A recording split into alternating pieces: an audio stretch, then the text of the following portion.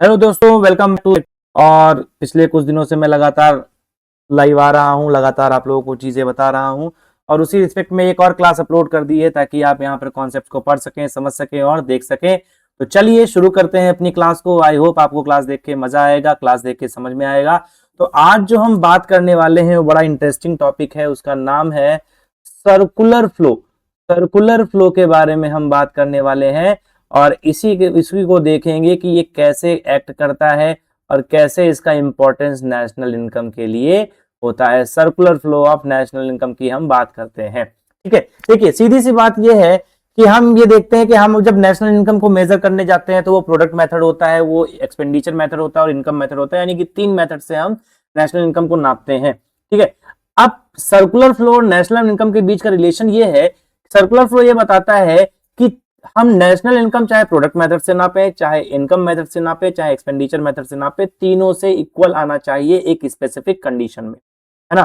Circular flow आपको यह भी बताता है कि आपका किसी भी गिवन कंडीशंस में, आइडियल स्टेजेस में जो आपका फ्लो होता है वो आपका हाउस होल्ड से फर्म्स, फर्म से हाउस होल्ड रहता है मनी का, यानी कि पैसा इकट्ठा होता है हाउस होल्ड के थ्रू, वो फर्म्स को जाता है, फर्म्स उसका प्रोडक्शन करते हैं और उसके बाद फर्म्स उसके प्रोडक्शन को, प्रोडक्ट को बेचते हैं। Again expenditure bye house hold होता है। इस तरह से सर्कुलर फ्लो चलता रहता है एक इक्विवेलेंट वैल्यू का। ठीक है, तो चलिए इसको एक एग्जांपल से समझने की कोशिश करते हैं और देखते हैं कि हम यहां पर क्या पढ़ सकते हैं। ठीक है, सबसे पहले हम एग्जांपल ले लेते हैं। तो एक हमारे पास हाउस होल्ड हो जाता है।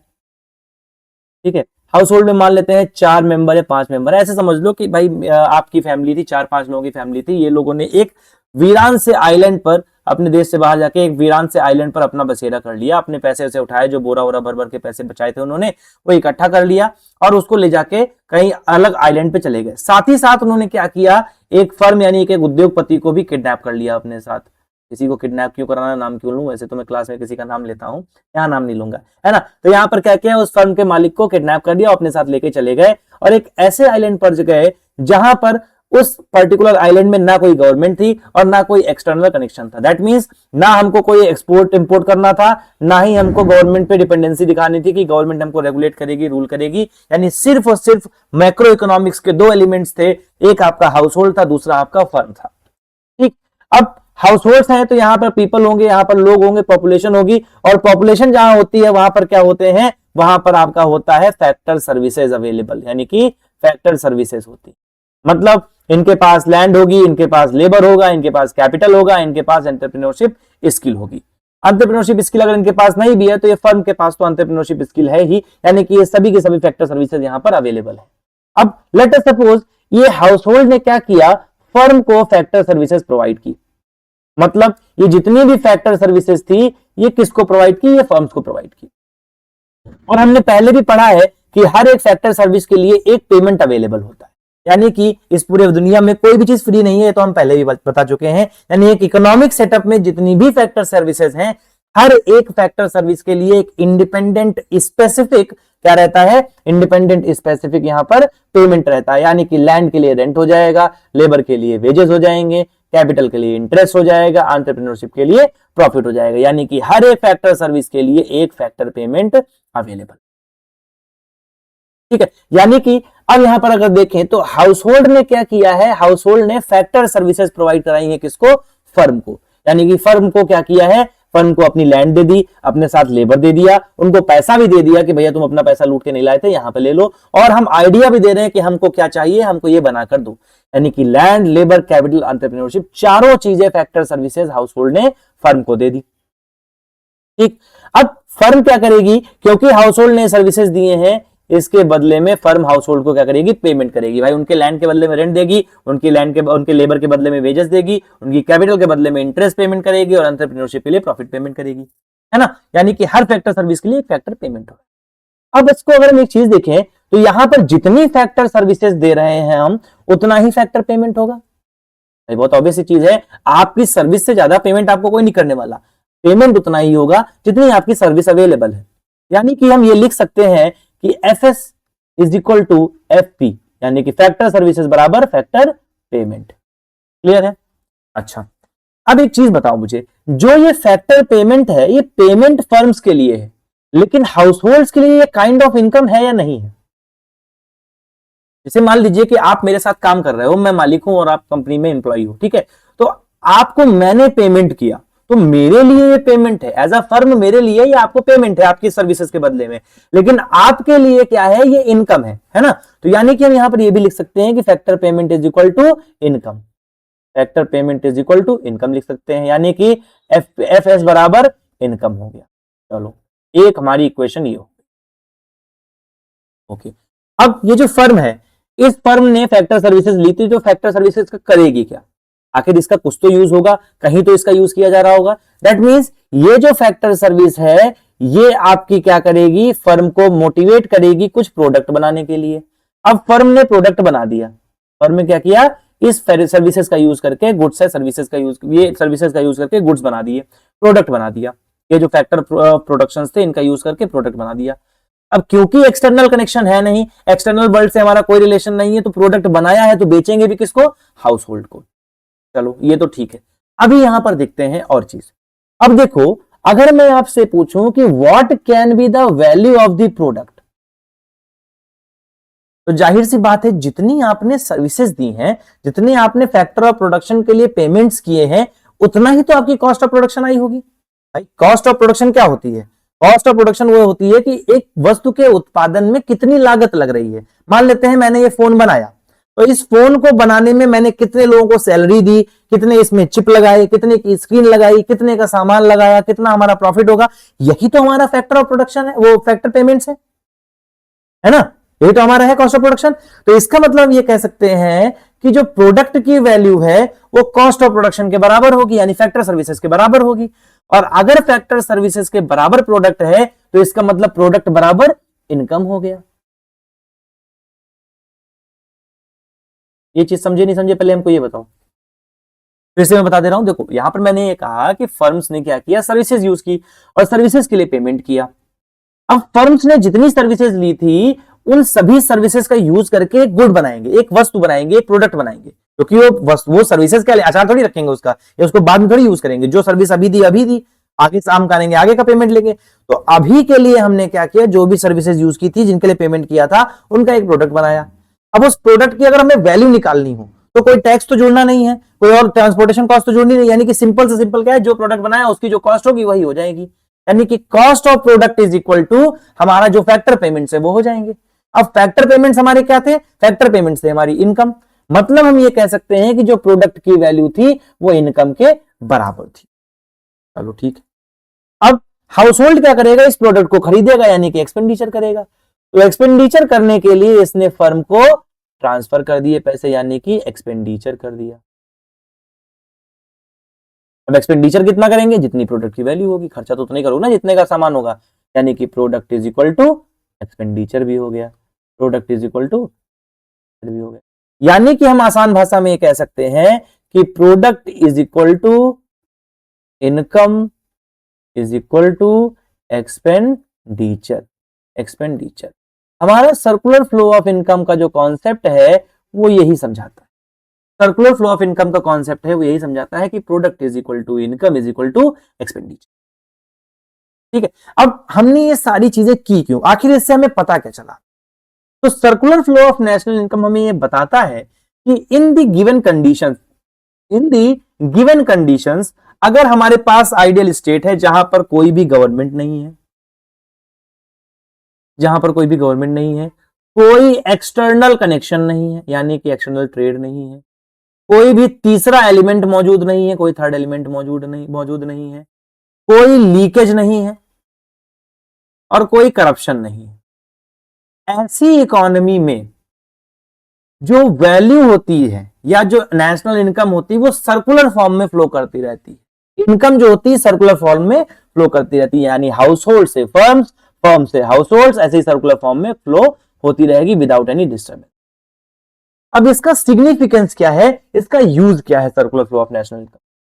तो circular flow of national income के अगर हम सिग्निफिकेंस की बात करें, तो जब हमें circular flow of national income के बारे में पता होता है, तो ये हमें सबसे पहली चीज बताता है the relationship between the house holds and the firms.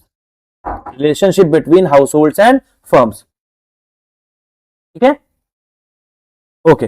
Next अगर हम देखें तो हमारा क्या यहां हो जाता है, सेकंड चीज जो हमारी यहां पर हो जाती है वो होती है हमारा नेशनल इनकम में कोई लीकेज तो नहीं है, नेशनल इनकम में लीकेज या करप्शन तो नहीं है, लीकेज और करप्शन तो नहीं है ना। और अगर करप्शन है तो हमारा ट्रांजैक्शन कैसा है, यानी कि about the transactional value, about the transactional value हमें यह circular flow of national income बताता है।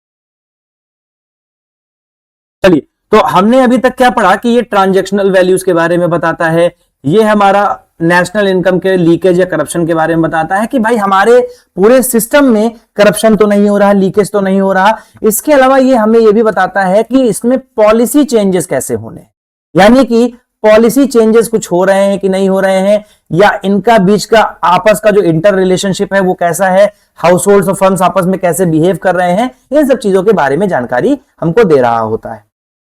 अच्छा, जो अभी हमने पढ़ा, यानी कि जो अभी हमने ये देखा हाउस होल्ड फर्म्स का, ये 2 sector model of circular flow है, यानी कि इसमें सिर्फ 2 सेक्टर है। अब क्या हो अगर इसमें एक एक्स्ट्रा सेक्टर जुड़ जाए, यानी कि गवर्नमेंट जुड़ जाए, चलो वो भी देख लेते हैं। मान लेते हैं यहां पर हाउस होल्ड हो गया, ठीक है, हाउस होल्ड के साथ यहां पर फर्म हो गई, और हाउस होल्ड और फर्म के बीच में रिलेशनशिप कैसा है वो अभी हमने आपको बताया। यानी हाउस होल्ड आपको क्या देगा, फैक्टर सर्विसेज देगा, फर्म आपको क्या देगा,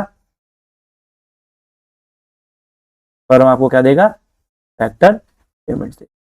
फिर हाउस होल्ड आपको आप पे एक्सपेंडिचर करेगा, ठीक है, एक्सपेंडिचर करेगा, और फर्म आपको क्या करेगा, प्रोडक्ट बेचेगा, प्रोडक्ट यही तो करेगा, है ना, पेमेंट्स, ठीक, फर्म आपको प्रोडक्ट बेचेगा। तो साफ बना दो यार, गंदा लग रहा है ना, मजा नहीं आता गंदे में, हाँ तो साफ बनाओ। बस मेरी ड्राइंग गंदी है यार, तो मतलब कोशिश कर रहा हूँ मैं अच्छा करने का। आई होप बैच खत्म होते होते मेरी ड्राइंग अच्छी हो।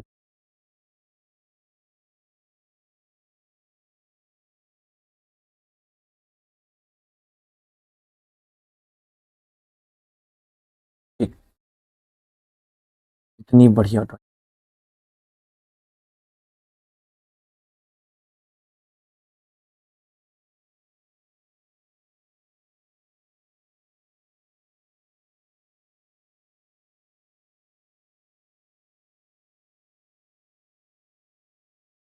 फर्म ये एक्सपेंडिचर करेंगे,